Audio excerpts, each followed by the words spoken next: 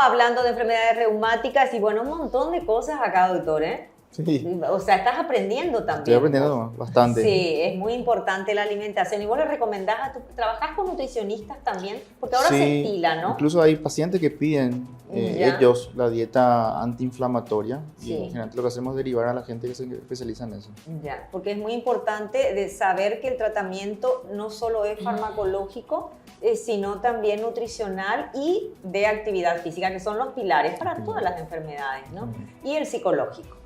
Cada vez es más la gente que recurre al psicólogo cuando tiene algún tipo de trastornos de salud, dicen. El tiempo que empecé a atender a hoy, sí. Sí. De acuerdo a la necesidad real para que las personas puedan mejorar, todavía estamos con poca comprensión. Poca comprensión de cuál es el beneficio del paciente en una consulta psicológica. Eso es mi mirada como terapeuta. Generalmente las personas se acercan ya cuando tienen una situación compleja, una situación en la cual están sufriendo mucho o están haciendo sufrir a su entorno. Y ahí recuerdan que hay un profesional que puede facilitarles algo diferente o algo nuevo. También hay poca información, por lo cual generalmente, o si el médico le orienta al psicólogo o la nutricionista le orienta al psicólogo, aún así el consultante dice, yo no necesito. Terapia psicológica. No, yo no necesito, sí. yo estoy bien. Sí. Mucha gente considera que por sí misma puede encontrar la solución a lo que le está aquejando o molestando. Escuchando un poquito en este tema, por ejemplo, inflamatorio articular, detrás de estas manifestaciones, detrás de este síntoma de que me duele, de que me estira, que no me puedo incorporar, están los hábitos. Para que pueda comer saludable, preciso, hábitos. Para que pueda llevar el cuerpo con una mecánica óptima, preciso, hábitos. ¿Y cómo se construye un hábito? Un hecho aislado es un hecho que no se va a repetir. Voy a una fiesta, hay unos asados así con mucha grasa. Los que le gustan a César. ¿Por qué? César es el camarógrafo, para quien no sabe, que me acompaña en piso. Víctor, César, les gusta el asado. El asado con grasa y después corre la bebida y la mandioca y así. Bueno, muy bien. Un hecho aislado, me dio un atracón. Ese es un hecho aislado. Ahora, si el asado tiene que estar todas las semanas, eso ya se puede convertir en una pauta. Si ese asado está todo el mes, ya es una pauta de comportamiento que posiblemente voy a instalar en mi vida como un hábito. Se convierte en un patrón de conducta. En un patrón de conducta, en un hábito. Sí. ¿Y qué pasa? Esta mecánica maravillosa, yo suelo decir, nacemos y tenemos un Ferrari. Sí. Y luego ya no le hacemos mantenimiento. No le hacemos mantenimiento y está. Fue la Ferrari. ¿Y qué pasa? Sí. Que se convierte en un, ¿verdad? No voy a decir modelos para que nadie se moleste, ¿verdad? ¿En qué tipo de modelo se convirtió el Ferrari? Claro. Y eso ocurre en respuesta a los hábitos que nosotros vamos adquiriendo. Y con la terapia psicológica y a través de la neurolingüística, ¿se puede conseguir modificar ese patrón de conducta? ¿Nos ayuda también a cambiar esos hábitos? Llevo 30 años acompañando a las personas con diferentes estados presentes que necesitaban mejorar, y en la experiencia puedo decirte sí, sí.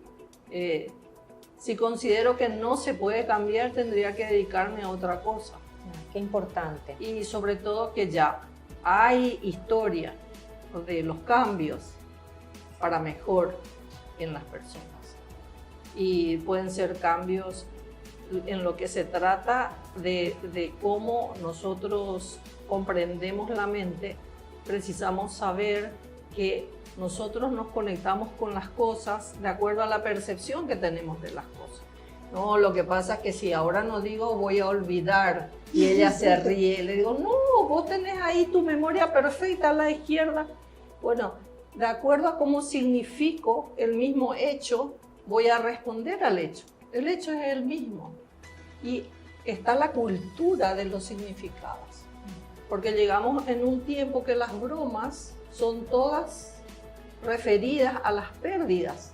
Pérdidas de locomoción, pérdidas de memoria, pérdidas de pérdida. Y es como que nosotros nos vamos conformando, bueno, sí, ya estamos en tiempos de pérdida. Sí. Y es una cuestión de significación, no es una cuestión en sí misma. Le decía al doctor, hace poco falleció la mujer de mayor longevidad en el mundo, 128 años, con 138 días. Iba a llegar 118 años, iba a llegar a los 120 años. Imaginar. Sí. Lo importante es llegar enteros. Viste que el entero. Ferrari no se caiga tanto. Entero. ¿Verdad, doctor? Así Porque es. el Ferrari cuando se empieza a caer, bueno, pero depende mucho de nosotros. Hay que de hacer todo. mantenimiento. Hay que hacerle el mantenimiento. De darse cuenta del proceso y saber que todo empieza en un pensamiento. Sí. El pensamiento es la percepción que nosotros tenemos y el que va a actuar directamente en nuestros neurotransmisores. Y los neurotransmisores son los que conectan las células nerviosas. Claro. Son los directores de nuestro sistema, de cómo va a funcionar nuestro sistema.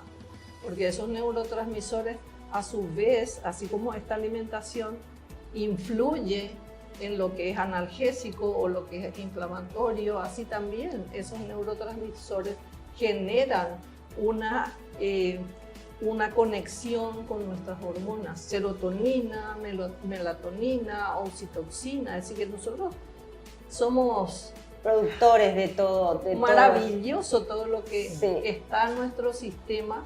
Que podemos contribuir para mejorar en sí una enfermedad que estamos transitando, ¿no? Como Claro. pueden ser las enfermedades reumáticas, doctor. ¿Es así? Porque a Así veces mismo. no se cura, en cambio uno la puede transitar de una manera más favorable, comprendiendo cómo pasa, y detrás de ello también está todo lo que es lo emocional. Así como decía ella, esta alimentación favorece la limpieza de los intestinos. Decía el doctor, lo que ocurre es que si el intestino está inflamado, eso repercute, y hoy en día ya sabemos que hay una conexión entre la inflamación de los intestinos y lo que es nuestras funciones del cerebro. Por eso se lo llama el segundo cerebro. Y ahí hay todo un mundo Un emocional. capítulo, totalmente, es así. Sí. Doctor, el paciente reumático, con enfermedades reumáticas, ¿tiende a ser depresivo? Con mucha frecuencia. Ujú. Imagínate que te duela un diente 2 o 3 días, uno ya prácticamente no quiere saber nada de la vida, y estas personas son personas que conviven con el dolor en forma crónica. Gente que se levanta con dolor y se acuesta con dolor, y eso genera mucha frustración y se acompaña muchísimo de estados de depresión y ansiedad que terminan retroalimentando negativamente al paciente y hacen que el dolor se perpetúe y se vuelva muchas veces de muy difícil manejo. El dolor crónico generalmente del paciente reumático, hay patologías en donde el dolor crónico es de muy difícil manejo, como es el caso, por ejemplo, de la fibromialgia, que es una entidad que produce dolor generalizado y va acompañado con mucha frecuencia de cambios en el humor, de mucha depresión, mucha ansiedad, y que, como dijimos, eso no contribuye al propio dolor y termina empeorándolo. Y sobre todo porque en la fibromialgia se tarda un poquito también en el diagnóstico, ¿no? Porque muchos pacientes comentaron, yo hice un programa, justamente que creo que fue con ustedes, Sí. fibromialgia, y hablaban de todo lo que tuvieron que transitar para llegar al diagnóstico. Sí, generalmente sí, porque por varios factores. Uno, porque los síntomas no son muy característicos, y muchas veces también porque los propios profesionales no están mucho en conocimiento de la patología en sí, y muchas veces se hacen errores diagnósticos, se subdiagnostican o se sobrediagnostican la enfermedad, y eso hace que se retrase, como bien dijiste, el diagnóstico y muchas veces el paciente está con mucha consulta, con múltiples especialistas, consulta con el neurólogo, con el clínico, con el traumatólogo, con el psicólogo, y no encuentran la solución, no llenan el diagnóstico y la calidad de vida del paciente nunca mejora. Ya, hay que decir que las enfermedades reumáticas son enfermedades crónicas, o sea, que no tienen cura. Y la mayoría, sí, la mayoría son enfermedades crónicas y que normalmente no tienen una cura, como bien decís, pero que el objetivo del tratamiento es justamente disminuir la carga de la enfermedad y mejorar finalmente la calidad de vida de estos pacientes. Y sobre todo también el manejo del dolor, ¿no? Que es muy importante. Dentro del manejo del dolor entraría la licenciada con todo este tipo de terapias, ¿no? Como para poder aliviar y permitirle al paciente que pueda manejar esa situación. Porque eso es lo importante, que él pueda manejar esa situación, ¿no? Y hay miles de terapias que sirven como profilaxis, digamos, para lo que es la enfermedad. Sí, hay terapias coadyuvantes y justamente Sí. la terapia cognitiva conductual es muy útil para este tipo de pacientes que tienen dolor crónico.